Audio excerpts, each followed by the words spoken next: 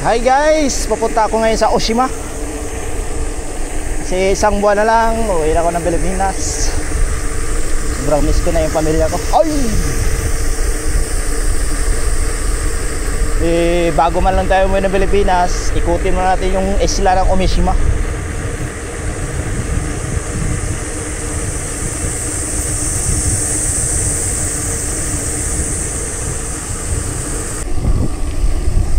Dadaan muna pala tayo dito sa may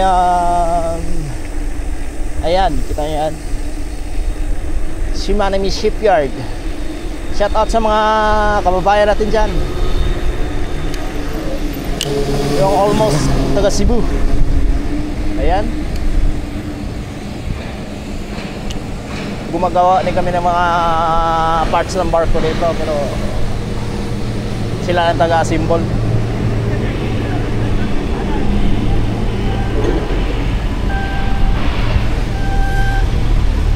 Mabilisan yung gawa nila dito mga guys, oh. Shout out sa inyo mga kabayan.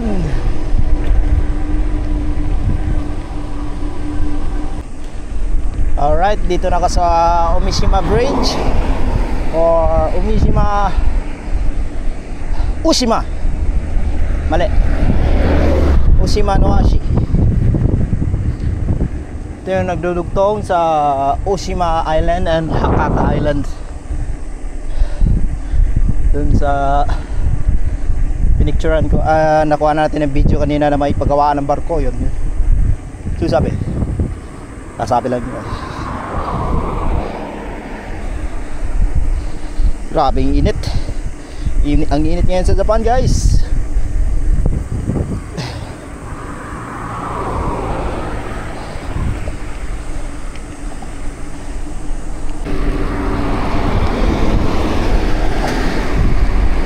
Dito pala guys yung mga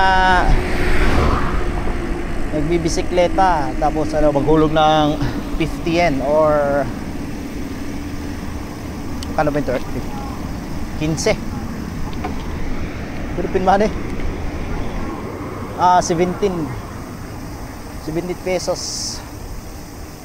ay lalagdag ng bayad dyan sa may tulay kasi expressway yun.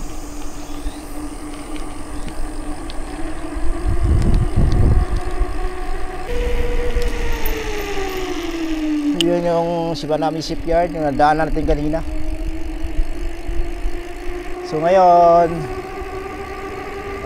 siguro mga 7 times o 6 times ako nakapunta dito, pero yung puntahan ko ngayon is itong mismong islang to is iikutin ko. Kaso nga lang iba yung dadaanan natin. So mamaya doon sa baba gamit tayo ng Google Maps. Daming mga turista, mga puti or mga hindi ko alam, mga Australians or Americans, Italians, Russians or Lapinigsians.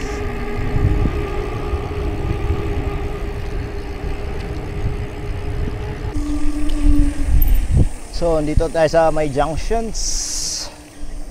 May junction doon. Yan, papuntang Imabari City. Dadaan sa ilalim ng tulay. Tapos ngayon, iikot tayo sa islang to. Dito tayo dadaan, pero lalabas tayo dyan na mamaya. Sa likod na tayo dadaan. Pag-uwi. Anong oras na? Kasi ngayon, umalis ako noon sa apartment is saktong alas 2. So ngayon is 3:43. Ang natakbo natin na distansya is siguro mga 30 kilometers or more. We are facing now in the shining sun. Ay, sana wala akyatin dito.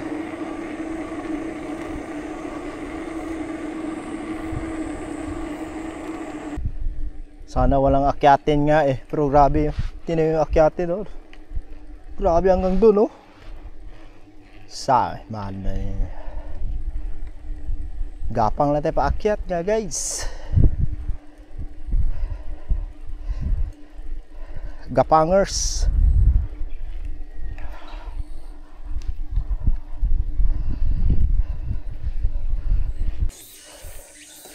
Nakaabot ni sa taas. Ngayon babawi na namin yung palusong. Grabe. Change gear. Gear up. High speed gear. Yan. Yeehaw!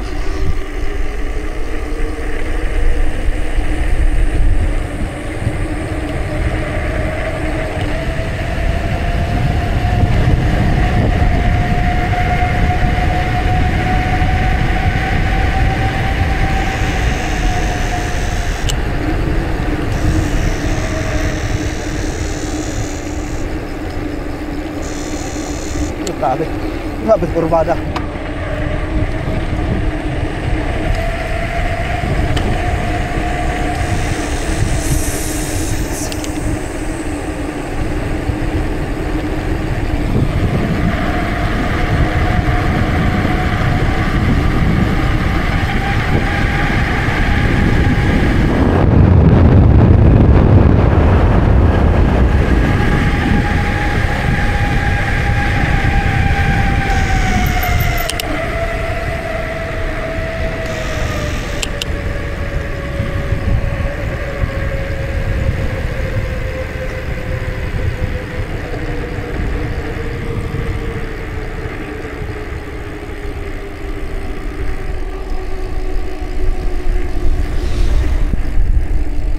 Grabe naman yung kurbada yun.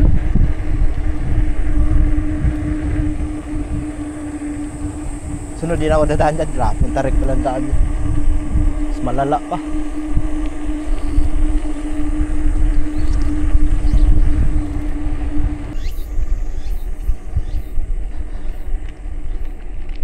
Kita nyo mga guys, ang haba ng tulay. Yung 4.5 kilometers ang layo niyan. So before nakadaan naman na tayo dyan. So ang gagawin natin dito ngayon is picture taking. Oops.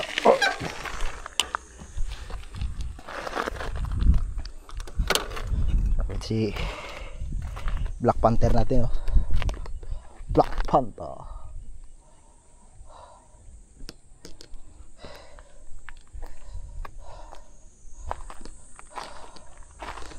So yung malayo doon is yung maraming building na yun.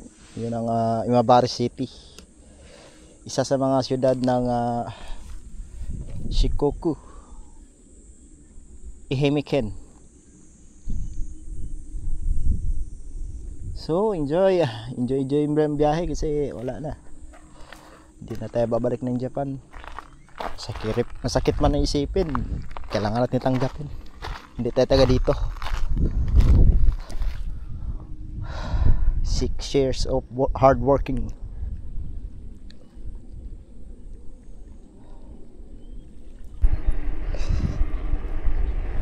So ayan guys, pauwi na tayo guys. You turn back to the base.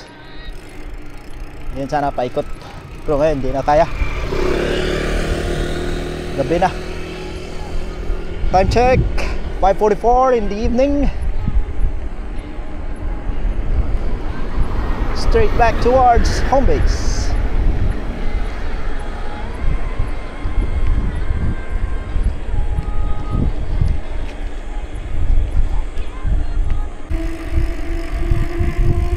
Alas 6 na mga kaibigan, pero napakatirik pa rin ang araw. Bustang ka na malay.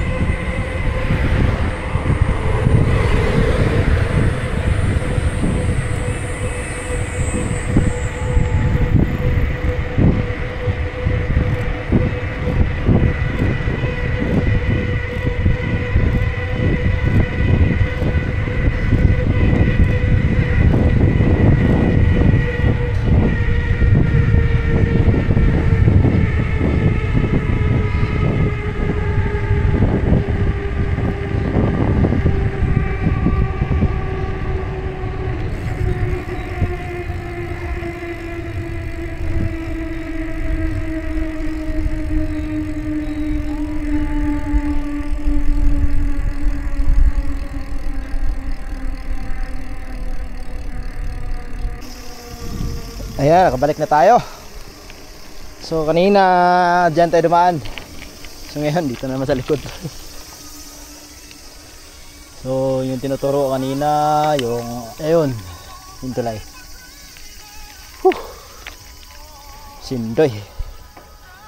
So may how many kilometers? May mga 25 kilometers pa tayong babikein pa uwi. So aakyat na naman tayo dito sa may daanan ng bike. Saglit lang guys.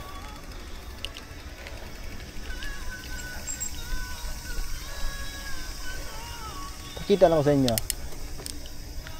May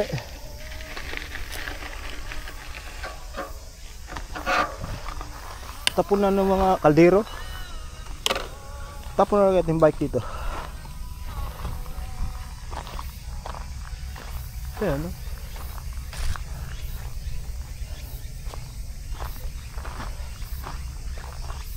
Magaganda pa yung iba, mga kalaha. Ayan, may ito, maganda pa oh. Ayan. Kung malapit na sana to, yung sarap mag-uwi.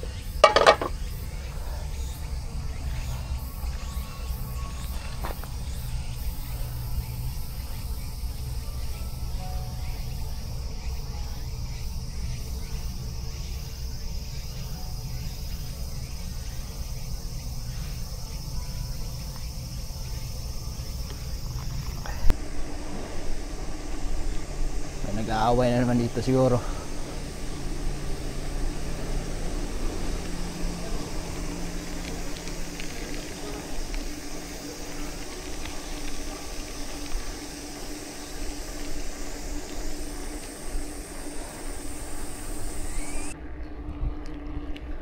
So ayan guys, abutan natin ng gabi. Panahinto kasi pagod na. So ngayon nasa home island na tayo sa Sitora. So from here mga 7 kilometers na lang.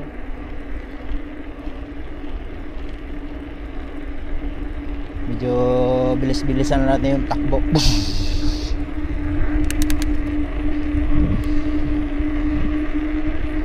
Cuteness overload.